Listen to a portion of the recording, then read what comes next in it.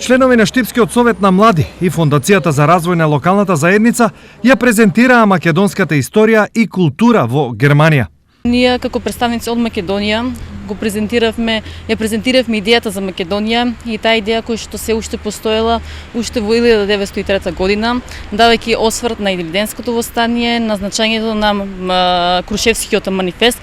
Презентацијата беше во склоп на студентската размена на тема национални спомени во контекст на европскиот идентитет. Сите земји учесници може да дискутираат и да споделат искуства за традицијата на својата земја, културата. Имавме и традиционална вечер со традиционална музика, традиционална храна.